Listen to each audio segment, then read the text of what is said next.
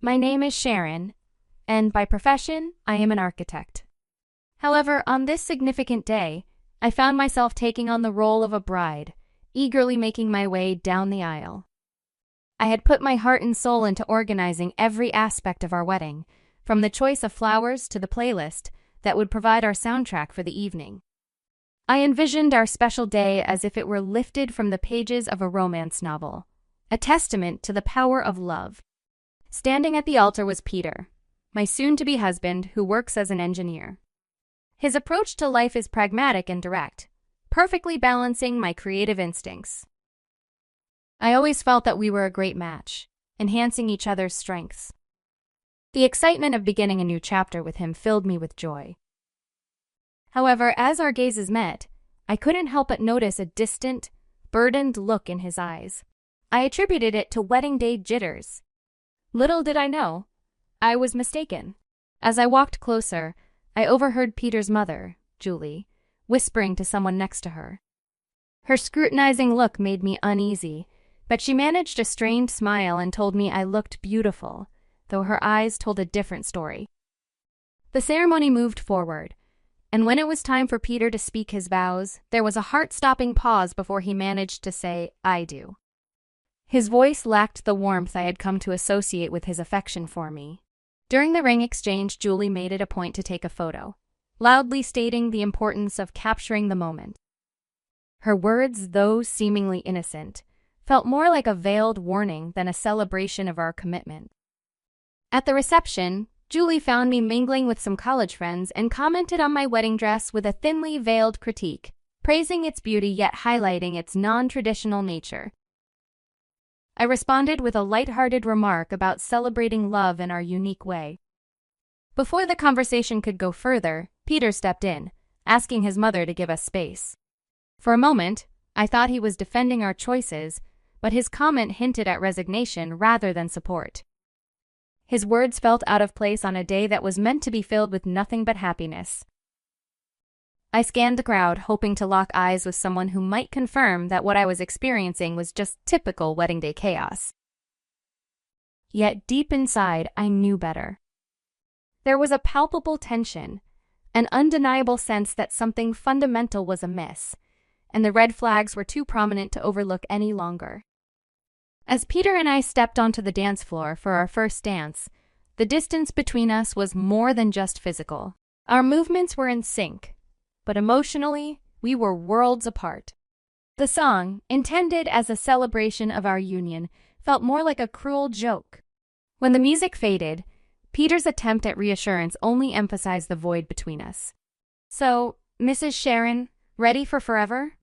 he asked. The irony of his question weighed heavily on me. I wanted to voice my doubts, to question if all our tomorrows would be shadowed by the unease of today. Instead, I masked my concerns with a tentative affirmation, hoping against hope that the gloom would dissipate, and that this rocky beginning was not a foretaste of what was to come. I was unaware that this day would merely serve as the overture to a challenging period that would test not only the resilience of our marriage, but the essence of my identity. As we celebrated our union, the festive toasts felt hollow, overshadowed by a sense of loss. The journey back to my home, a charming 3-bedroom house that stood as a testament to my hard work and independence, marked the beginning of our shared life. This home was meant to be our haven, the foundation for our future together. Yet, it soon became the backdrop for a series of confrontations that felt more like an invasion than the start of marital bliss. Julie, living a mere quarter of an hour away, took to visiting uninvited with unsettling frequency. Her criticisms were relentless, targeting everything from my culinary skills to the decor of our home. Her complaints were varied but equally cutting, whether lamenting my tasteless cooking or the choice of bathroom tile color. Peter's attempts to intervene were tepid at best, often seeming more performative than protective. Julie's intrusions became a regular ordeal, each visit an opportunity to assert her dominance through thinly veiled insults and critiques.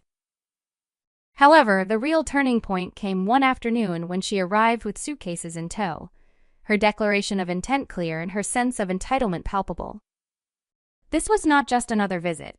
It was an occupation, one that threatened to suffocate the life out of our nascent marriage. "I'm going to be living here now," she announced, breezing past me to place her luggage in my favorite cozy corner by the window, my sanctuary for reading and quiet moments. "This spot will be just perfect for me," Julie proclaimed with a finality that made my heart drop. I turned to Peter, my eyes wide with disbelief, silently begging him to intervene, to preserve the sanctity of our home. This was a decision we should have made together. Seizing a moment, I called Peter aside, my voice shaking. "This is our home. Shouldn't we have talked about this first?" His gaze met mine, void of the warmth and love that had once seemed so abundant. "Mom's getting older, Sharon. It's not right for her to be alone. She needs to be with family," he explained, stressing the word family in a way that made me feel excluded. "So, I'm not family? Is that it?" The words barely left my lips before the tears began to well up, a mix of hurt and frustration. Peter quickly countered, his patience thinning. "You know, that's not what I mean." "But I owe her this." "What about us? What about what we owe to each other? We're supposed to be building our life together, not living with your mom," I argued, but it was as if I was speaking to a wall. My concerns, my feelings, seemed inconsequential. And just like that, Julie's move into our home was decided, steamrolling over my wishes.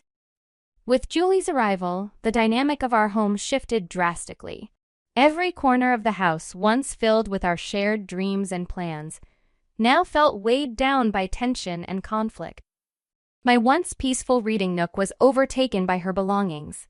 The kitchen became a stage for her critiques, and Peter, the man I had married, seemed more like an ally to Julie than to me. It dawned on me that I was no longer just fighting to save my marriage or reclaim my space. I was fighting for my very sense of self, my dignity, and my peace. A persistent thought haunted me.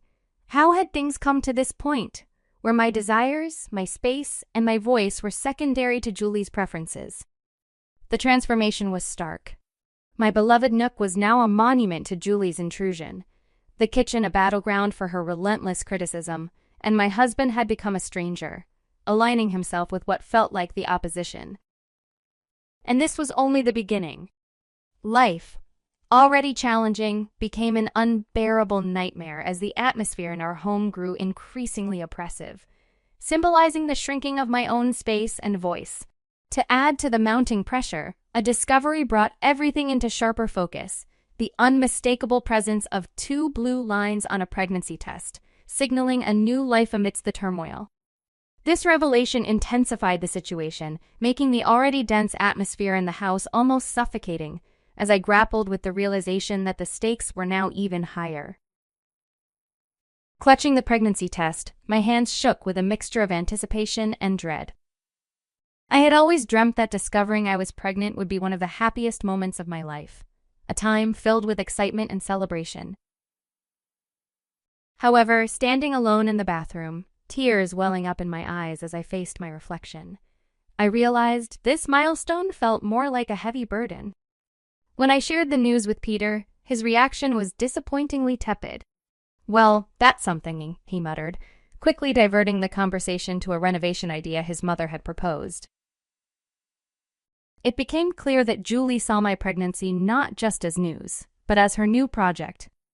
She took it upon herself to oversee every aspect of it, from what I ate to where I would give birth, all under the guise of being helpful. Julie's interference quickly escalated into a form of control. She scrutinized everything I ate, casting judgmental glances at even the simplest of meals and questioning my weight management, despite my assurances that my diet was doctor-approved. "Doctors these days have no clue," she'd scoff dismissively, convinced that her dated wisdom surpassed modern medical advice. As the pregnancy progressed, Julie's demands grew more outrageous. She transformed my home into her domain, expecting me to maintain it to her standards, disregarding the fact that I was pregnant and needed rest. "Sharon, why isn't the living room clean yet?" she would demand from her spot in my once peaceful reading nook, now commandeered as her base for endless phone scrolling and TV watching. My protests of fatigue fell on deaf ears, with Julie insisting that pregnancy was no excuse for laziness. Peter's silence throughout these exchanges only added to the strain. His lack of support became painfully obvious, especially during a dinner that erupted into an argument over baby names. Julie's harsh criticism of my chosen name was the last straw. "Enough, Julie. This is my child, and I will decide how to raise them," I countered, my patience exhausted. Her reaction was one of indignation, as if my asserting some control over my own life was a personal affront. Peter's attempt at peacemaking, siding with his mother and labeling me as emotional, only deepened the chasm between us. I was left feeling more isolated than ever, trapped in a home that had become a battleground, where my voice seemed to matter less and less. This wasn't just about choosing a baby name anymore. It was about reclaiming my autonomy, my dignity, and the sense of belonging that had been systematically eroded by Julie's overbearing presence. Gazing into the reflection of my once shiny wedding ring, I hardly recognized the woman looking back at me. A woman who was gradually losing everything she held dear: her sanctuary, her self-respect, and most heartbreakingly, her determination to stand up for herself. It was during one of our tense confrontations that Julie, brimming with a vindictive sense of victory, delivered a blow that would alter everything. She coldly suggested that perhaps I didn't belong in their family if I couldn't navigate a simple family disagreement. Peter's response, or lack thereof, was perhaps the most painful part. His silence was louder and more hurtful than any words could ever be, making it painfully clear that my ordeal was not just beginning, it had been my reality for far too long. My days turned into a blur, moving through a house that no longer felt like mine, clinging to the only beacon of hope I had left the life growing inside me. Yet even this small comfort felt under siege in the toxic environment I found myself in. The breaking point came one frigid evening during yet another excruciating family dinner. Despite my efforts to prepare a flawless meal, Julie's criticisms were relentless, attacking everything from the food's seasoning to its preparation.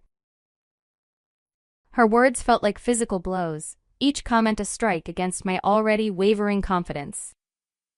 But it was her next jab that cut the deepest, questioning my capability as a mother based on my supposed inadequacy in managing household chores. Peter's agreement with her was the final blow, pushing me over the edge. Fueled by a mix of anger, accumulated resentment, and sheer desperation, I found my voice. "Step it up? I've been carrying our child, taking care of our home, and enduring endless criticism from your mother. And you're telling me to step it up?" The shock on their faces said it all, but I was past caring. For too long, I had allowed myself to be diminished and belittled, but in that moment, I reclaimed my voice. "I'm done. I can't do this anymore," I declared, the clarity of my decision piercing through the years of suppression. It was a declaration of my refusal to tolerate any more disrespect or emotional torment. I was ready to fight for myself, for my child, and for a future free from the shadows that had darkened my life. My voice broke as I spoke. I refuse to raise my child in a place where their mother is constantly belittled. If this is what being a family means to you, then I want no part in it. With those final words, I left the dinner table behind, their stunned silence echoing in my wake. Grabbing only the essentials, I made my way to the door, my hands trembling as I reached for the knob, eager to escape the suffocating atmosphere. Julie, ever the antagonist, chose that moment for her most cutting remark yet. "And where do you think you're going? This is Peter's house, not yours." I stopped and faced her, my resolve hardening. "Actually, Julie, this house is mine. I bought it. I decide who stays and who goes." Peter's voice broke through, tinged with desperation. "Sharon, please, let's discuss this." But I was beyond negotiation. "There's nothing left to discuss," I replied, my tears a testament to the pain of my decision. Stepping out into the cold night felt like stepping into a new chapter of my life, one filled with uncertainty, but also a sense of liberation. The door closing behind me signified the end of a tumultuous saga, a final farewell to a life I could no longer bear. I walked away, each step a mixture of pain and determination, propelled by the need to reclaim my autonomy. The journey to my parents' home was a blur of cold, fatigue, and heartache. Just a short distance from my haven, a misstep caused me to stumble and fall, the physical pain a mere echo of my inner turmoil. Yet this fall did not deter me. It only strengthened my resolve. Reaching my parents' doorstep, the concern in their eyes mirrored the gravity of my situation. As they ushered me to the hospital, I realized that this moment of vulnerability marked not just an end, but a beginning. Lying in the hospital bed with the reality of my circumstances setting in, I understood that returning to my previous life was not an option. This breaking point was a crucial step towards reclaiming the life and dignity that had been eroded away, a painful yet essential transition towards healing and independence. The clarity that comes with such moments is profound, revealing the path forward, away from the shadows of the past towards a future of my own making. Caught in a whirlwind of emotions, I stood surrounded by the comforting yet worried presence of my parents. Their concern was palpable, a silent testament to their fears about the true state of my marriage, now unmistakably revealed in its troubled depth. Breaking the heavy silence, my mom voiced her concern, her words heavy with the weight of the unfolding reality. "Sharon, love, what's your plan now?" "Unsure but resolute," I replied. "I'm not sure, Mom. But one thing's clear, I can't return to that life. Not now, not ever." My declaration, more confident than I anticipated, seemed to echo my newfound determination. My father, who'd been pacing anxiously, paused to reassure me, emphasizing that their support was unwavering regardless of my choice. He reminded me to consider not just my own future, but that of the life growing inside me. His words prompted a silent acknowledgement from me. My mind had been a battlefield of scenarios, each uncertain yet laced with the possibility of a fresh start. The unexpected buzz of my phone broke through my thoughts, a message from Peter, a plea for communication. But to me, his timing was a door long closed. His words, unseen, were left in the void as I turned off my phone, a symbolic end to our dialogue. My next steps were clear, marked by action rather than words. Reaching out to a family lawyer was my first decisive act towards ending the turmoil of my marriage. Supported by my parents, we navigated the cold legal breakdown of our union, discussing divorce, custody, and financial support. Despite the sterile nature of these discussions, they empowered me, marking the first steps of taking control over my destiny and ensuring the well-being of my unborn child. Within a week, Peter and Julie received the formal notices, divorce papers for Peter and an eviction notice for Julie from the home that was legally mine. Included were demands for a substantial child support and compensation for the emotional turmoil I had endured. Though drastic, these actions were necessary, severing the ties that had long bound me to a life of despair. When I finally re-engaged with my phone, it was flooded with Peter's attempts to reach out. His messages conveyed a mix of regret and a desire for reconciliation, but the scars left by nights of humiliation, years of neglect, and Julie's calculated malice, all silently condoned by Peter, were too deep. The brief temptation to hear him out was quickly overshadowed by the memory of the pain endured. This moment wasn't just about ending a chapter. It was about reclaiming my story, one where the shadows of the past no longer dictated the brightness of my future. The love I once felt for him had been completely overshadowed by the sorrow of our failed marriage. I took decisive steps to move on, deleting messages, removing his contact information, and blocking him across all social media. To me, Peter had become just a part of my history, a distressing chapter I was more than ready to conclude. Despite knowing the road ahead would be fraught with its own obstacles, divorce is complicated. Even more so with a child on the way, I was finally navigating my own life's direction, stepping out from the shadow that had enveloped me towards a future filled with hope. The day of the court proceedings, the room was filled with that distinct, sterile chill characteristic of spaces where fates are decided. My lawyer sat beside me, her posture exuding assurance, while my parents offered silent, steady support from behind. Across the aisle, Peter appeared lost, the reality of the situation dawning on him, while Julie's expression was one of shock and defiance. As the session began, the judge walked in, prompting everyone to rise. The process that followed was a flurry of legal jargon, with accusations and evidence laid bare. It was as if Julie and Peter were seeing their actions for the first time, not just through the legal lens, but mine as well. When it came to Julie's turn to speak, her usual confidence was absent. She attempted to justify her actions as concern for her son's welfare, but her explanation fell flat, especially under the judge's skeptical gaze. Judge Nina R. Morrison verdict was clear and firm. I was granted a full divorce and sole custody of our unborn child. Peter was ordered to provide child support, and Julie, faced with a hefty fine for her emotional abuse and harassment, was visibly shaken. As the judge's gavel fell, a sense of liberation washed over me, though it was not without a tinge of sadness. My marriage had concluded not with dramatic confrontations, but through the quiet shuffling of papers and the firm voice of justice. This chapter of my life was closed, paving the way for a new beginning, free from the chains of the past. Gaining my freedom came at a price I'd never envisioned on the day I pledged my vows. As we exited the courtroom, Peter approached with a bewildered look, expressing his sorrow and disbelief at how our lives had unraveled.